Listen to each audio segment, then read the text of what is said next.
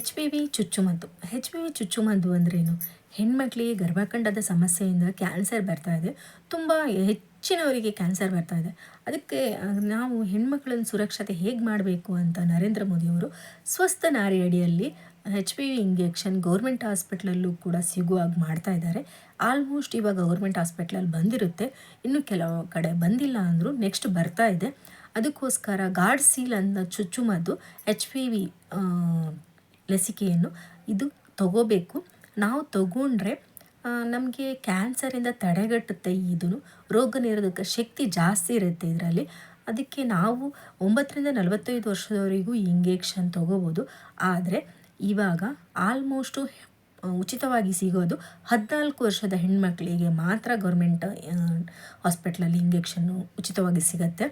14 ವರ್ಷ ತುಂಬಿದ ತಕ್ಷಣ ಎಲ್ಲ ಹೆಣ್ಮಕ್ಳಿಗೂ ಈ HPV ಇಂಜೆಕ್ಷನ್ ಕೊಡಿಸಿ, ದಯವಿಟ್ಟು ಕೊಡಿಸಿ.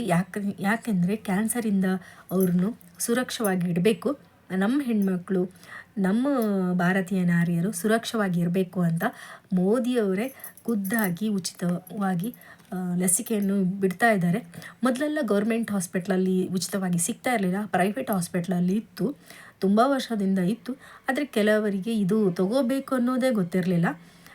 ಮತ್ತು ಪ್ರೈವೇಟಲ್ಲಿ ತುಂಬ ರೇಟ್ ಜಾಸ್ತಿ ಇರುತ್ತೆ. ಮಾಹಿತಿ ಹಳ್ಳಿಯವರಿಗಂತೂ ಮಾಹಿತಿಯೇ ಇರೋದಿಲ್ಲ ಈ ಇಂಜೆಕ್ಷನ್ ಬಗ್ಗೆ. ಇವಾಗ ಈ ಇಂಜೆಕ್ಷನ್ ತಗೊಳ್ಳೇಬೇಕಂತ ಹೇಳುವವರು ಹೌದು, ತಗೊಳ್ಳೇಬೇಕು. ಯಾಕಂದರೆ ನಮ್ಮ ಹೆಣ್ಮಕ್ಳು 14 ವರ್ಷದಿಂದ ಅವರು ನೆಕ್ಸ್ಟು ಅವ್ರಿಗೆ ಯಾವುದೇ ಕ್ಯಾನ್ಸರು, ಯಾವುದೇ ಪ್ರಾಬ್ಲಮ್ ಬರಬಾರ್ದು ಅಂದರೆ ಅವರಿಗೆ ಈ HPV ಇಂಜೆಕ್ಷನ್ ಕೊಡಲೇಬೇಕು. ದಯವಿಟ್ಟು ಕೊಡಿ. ಹಾಗೆ ಈ ಮಾಹಿತಿ ಎಲ್ರಿಗೂ ಶೇರ್ ಮಾಡಿ. ಹಾಗೆ ನನ್ನ ಚಾನಲ್ ಸಬ್ಸ್ಕ್ರೈಬ್ ಮಾಡಿ. Thank you.